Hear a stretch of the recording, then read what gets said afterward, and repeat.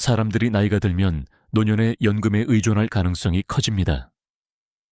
연금이 없는 노인들은 상당한 자산이 없거나 효도하는 자녀가 없으면 평화로운 은퇴 생활을 확보하는 데 불확실성에 직면합니다. 60세의 퐁 이모는 연금도 없고 상당한 자산도 없습니다. 그녀의 외아들도 부주의하고 노년의 그녀를 부양하려 하지 않습니다. 이러한 상황에 직면하여 퐁 이모는 걱정 없는 은퇴 생활을 보장하는 다른 길을 선택했습니다. 퐁 이모의 자술, 저는 올해 60세이며 평생을 시골에서 보냈습니다. 20여 년 전 남편은 건설 현장에서 불의의 사고로 비극적으로 사망했습니다.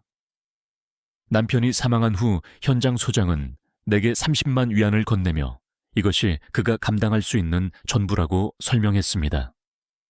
그는 내가 그 금액이 부족하다고 생각하고 더 많은 것을 요구하면 모든 것을 청산하더라도 추가 자금을 제공할 수 없다고 말했습니다. 소장은 내가 개인적으로 합의하기로 동의하면 동의서에 서명하면 30만 위안을 받을 수 있고 문제는 해결될 것이라고 말했습니다. 그러나 내가 법적 조치를 취하기로 선택하면 그는 이미 파산했기 때문에 이 금액을 받을 수 없을 것이라고 했습니다. 그는 내가 소송을 제기하더라도 건설 현장이 수익성이 없었기 때문에 내게 돈을 지불할 수 없을 것이라고 주장했습니다. 나는 이것이 사실이라는 것을 알고 있었습니다.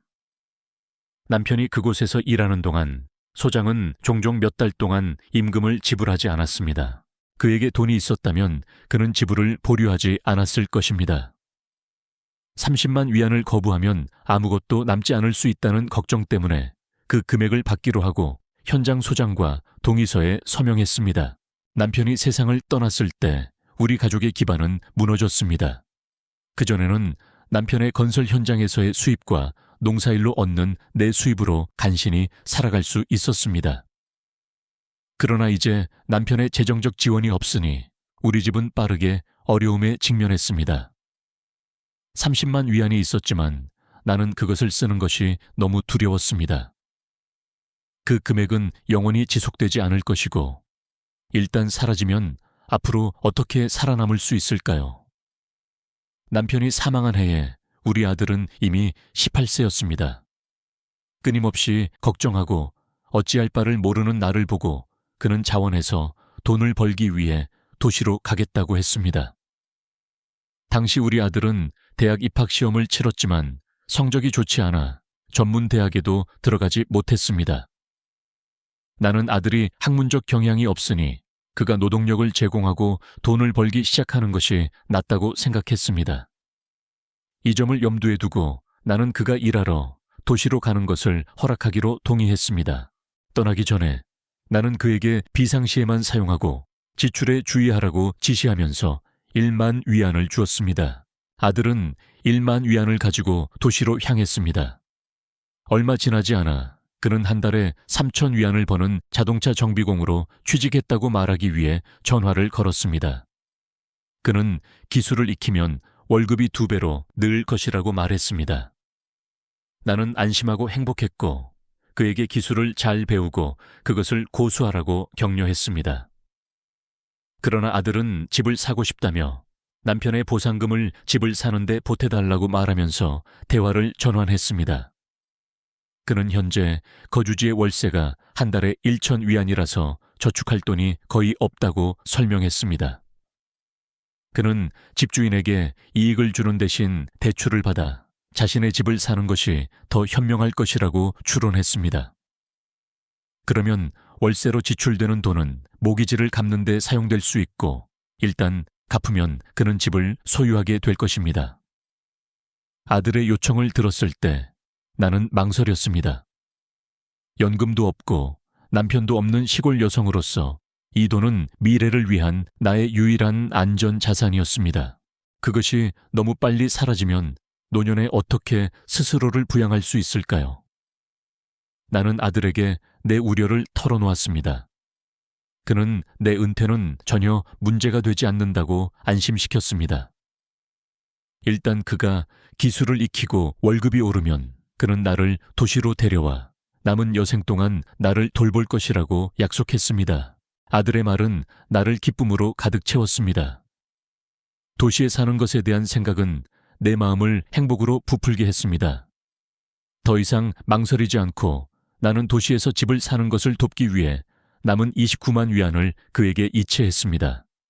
아들은 침실 3개짜리 아파트를 구입하기 위해 대출을 받았습니다. 개조할 돈이 없었기 때문에 그는 미완성 공간에서 살아야 했습니다. 그는 돈을 충분히 모으면 개조를 완료할 것이라고 나를 안심시켰습니다. 나는 여전히 상당한 수입을 얻을 방법이 없는 시골에 살고 있었지만 아들의 집 장식을 위해 돈을 저축하기 위해 열심히 일했습니다. 나는 많은 수의 닭과 오리돼지 2마리를 키웠습니다.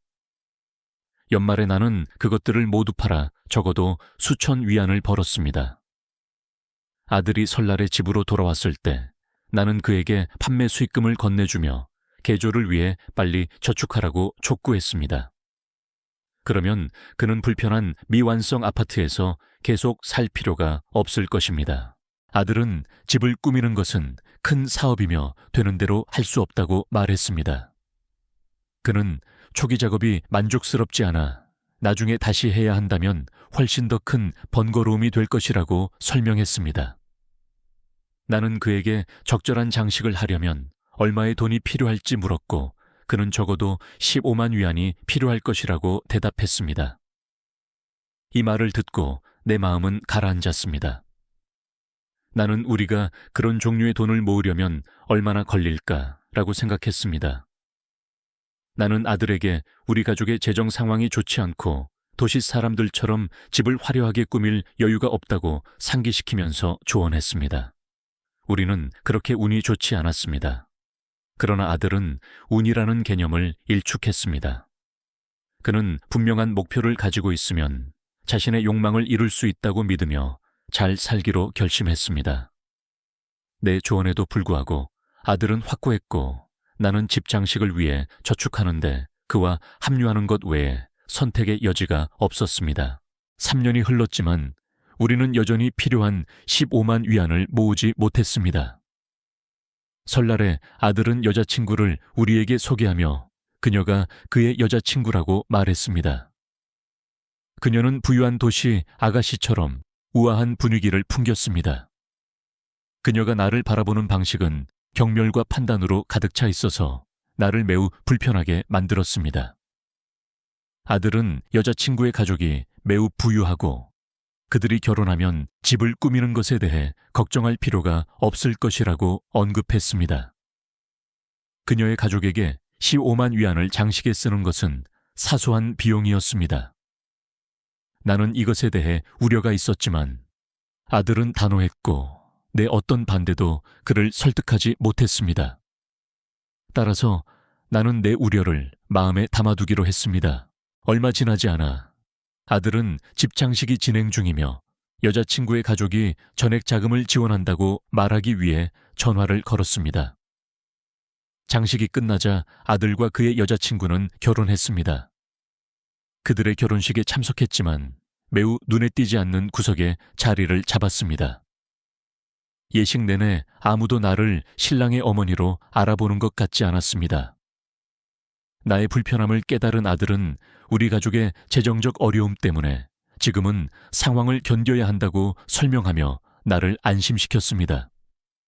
그는 일단 성공하면 내가 그를 자랑스러워하도록 할 것이라고 약속했습니다. 그가 참으라고 부탁했기 때문에 나는 받아들일 수밖에 없었습니다. 남편도 없고 상당한 자금도 없이 나는 아들의 장래 성공에 모든 희망을 걸어야 했습니다. 아들의 월급이 올랐지만 나는 혼자서 살아가야 했습니다. 나는 이미 고군분투하고 있었기 때문에 그의 짐을 더하고 싶지 않았습니다. 작은 땅떼기밖에 없었지만 그것은 나를 부양하기에 충분했습니다. 아들을 더 지원하기 위해 나는 계란을 팔아 남는 돈을 모두 그에게 보냈습니다. 나는 그가 행복을 찾고 아내와 함께 좋은 삶을 꾸리기를 바랐습니다.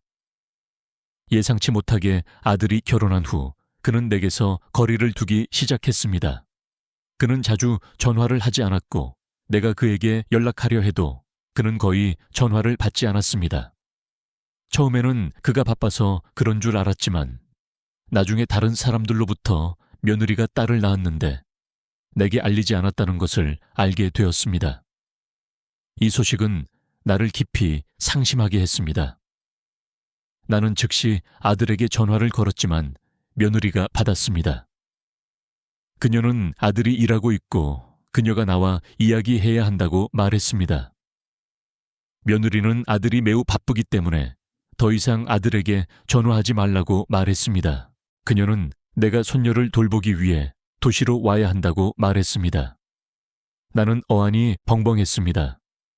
며느리는 내게 존경심을 보여준 적이 없는데 이제 그녀가 내게 손녀를 돌보라고 지시하고 있었습니다. 나는 그녀에게 명령을 받고 싶지 않아서 내 나이와 건강 문제 때문에 아기를 돌볼 수 없다고 대답했습니다. 그녀는 내가 노인이기 때문에 노년에 아들의 부양에 의존해야 하므로 그녀의 지시를 따라야 한다고 주장했습니다. 화가 나서 나는 전화를 뚝 끊었습니다. 곰곰이 생각한 끝에 나는 그들의 무관심을 고려할 때 노년의 아들에게 의지하는 것은 더 이상 실행 가능한 선택이 아니라는 것을 깨달았습니다. 나는 너무 허약해져서 아무것도 할 수 없게 될 때까지 기다리고 싶지 않았습니다. 나는 스스로에게 의지하기로 결심했습니다. 나는 시골집을 팔고 도시에서 작은 아파트를 구입하기로 결정했습니다. 아파트는 작았지만 내게는 충분했습니다. 도시로 이사하고 나만의 거주 공간을 확보함으로써 나는 아들이나 며느리에게 의존하지 않을 것입니다. 나는 관리인으로 일자리를 얻었는데 그것은 감당할 수 있었고 나를 부양하기에 충분한 돈을 벌 수 있었습니다. 그 이후로 나는 비교적 걱정 없는 삶을 즐기고 있습니다. 연금이나 상당한 저축이 없어도 나는 불안하거나 두렵지 않습니다. 나는 아들에게 의지하지 않고 독립적으로 사는 것에 만족합니다. 이 경험은 당신이 가질 수 있는 가장 믿을 수 있는 지원은 당신 자신의 힘이라는 것을 가르쳐 주었습니다. 다른 사람들, 심지어 가족조차도 당신을 실망시킬 수 있지만 자립하는 것은 당신이 인생의 도전을 헤쳐나갈 수 있도록 보장합니다. 따라서 미래를 확보하기 위해 자신에게 의지하는 것이 가장 좋습니다.